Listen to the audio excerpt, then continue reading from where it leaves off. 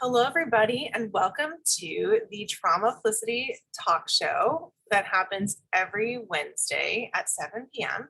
My name is Dr. Amanda Hellman, your host, and we have Traumaplicity, which is trauma and simplicity, which seems a little interesting because trauma can be complex, but it's taking simple steps, one simple step at a time, to begin the healing journey of different types of trauma. Traumas can be small or large, and they all matter.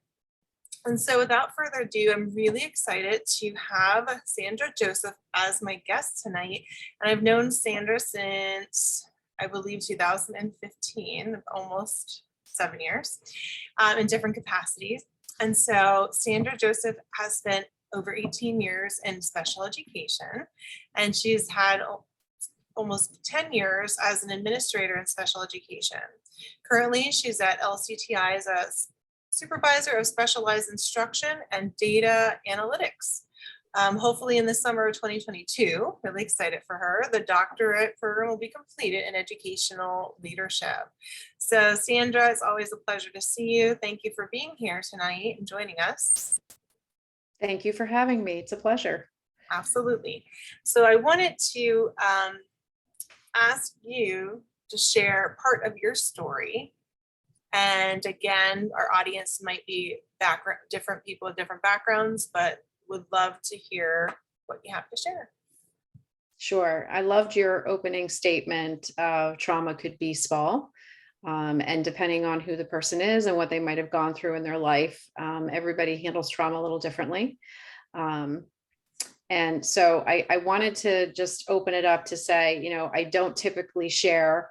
I know we had gone back and forth a little bit because I was, it's personal, and I'm so happy to be able to share this with people. And, I keep my personal life pretty personal, but because I know Dr. Hellman so well, and I know this is for a great cause, that I'm hoping the simple strategies that I have implemented in my life really could help someone else. And that's what it's all about. Part of how I handle my trauma is helping others. So I wanted to just specify that, like, I will throw something in there called an ACEs, and there is an adverse child experience survey that I really encourage anyone that is feeling like they might be struggling with trauma to take that. I did.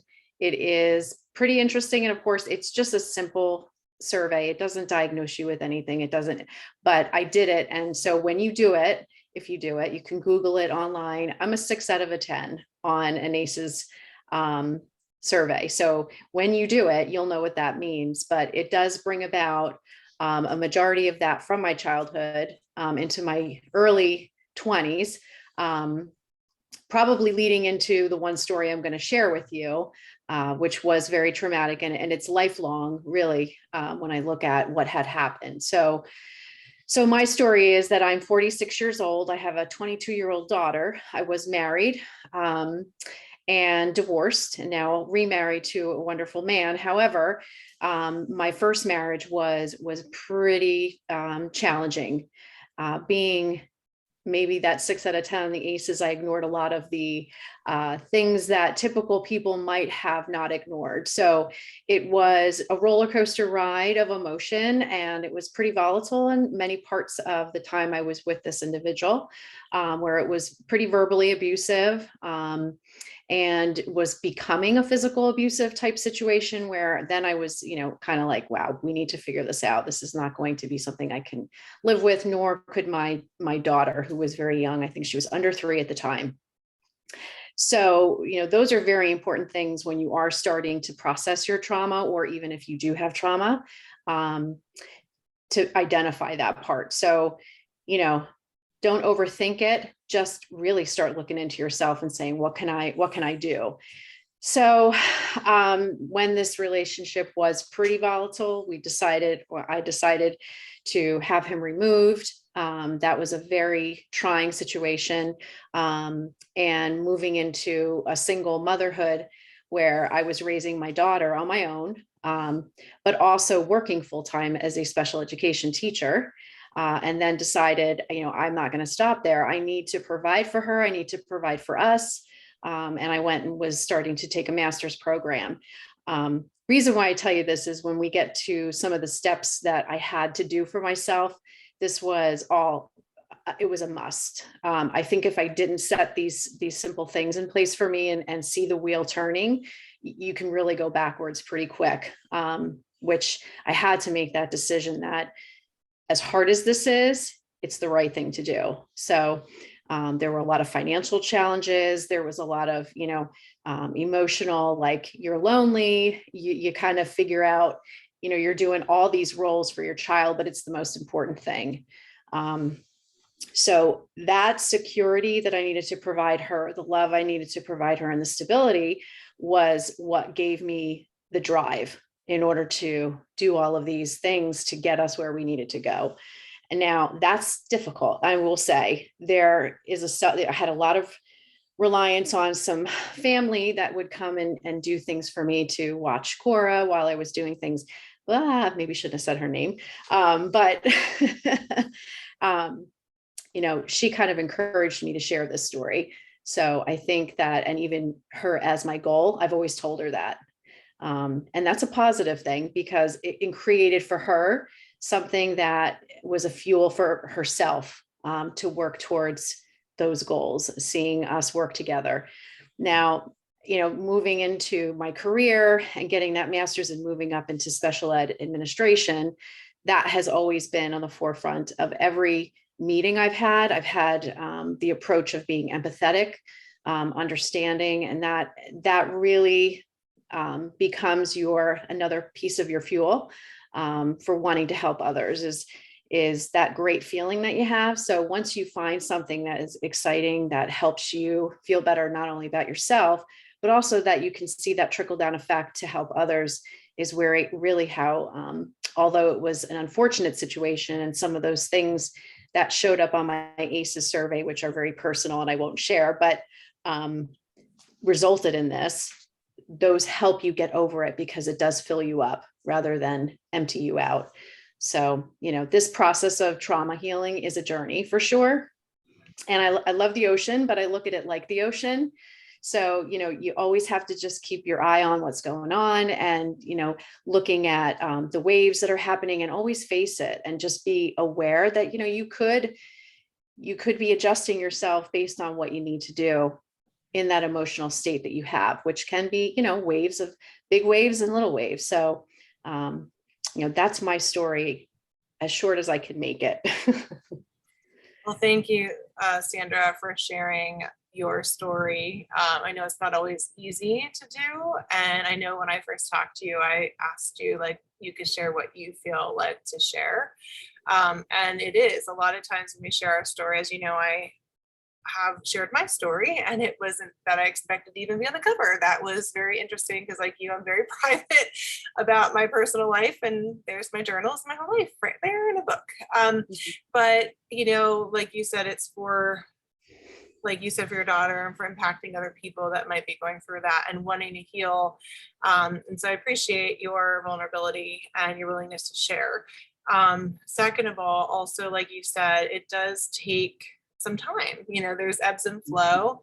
There's like the highs and lows. And there's also, healing is not linear, like sometimes we think it is, but I always say it's like an onion peel. And we continue to grow, like you said, using your compassion to help other people and support them.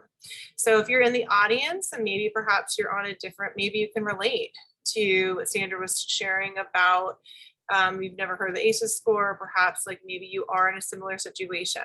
Okay. Or maybe perhaps you don't realize it. And then listening to her, you're like, oh, that's me.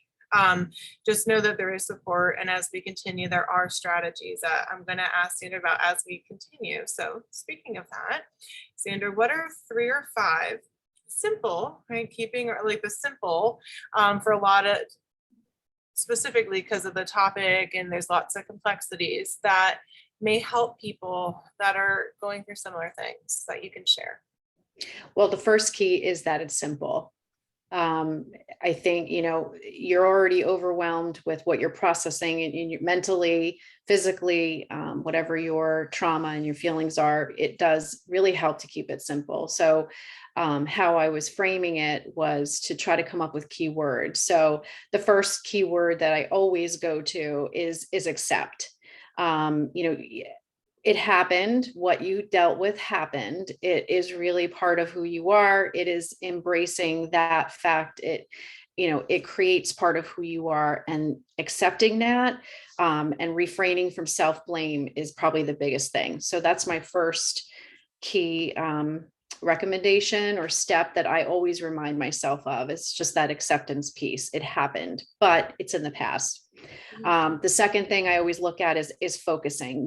We all need a focus to work towards, and everyone has a different interest, hobby, desire, and it could be something or someone that you're supporting. In my particular situation, it was supporting my daughter, who was my number one most important thing.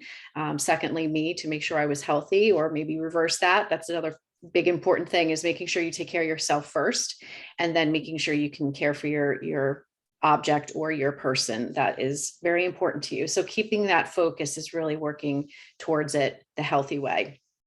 My third step is being present and just being in that moment. We tend to get up in our heads a lot, and we daydream and we perseverate and we project what might happen or what's going to happen. That was old habits of mine.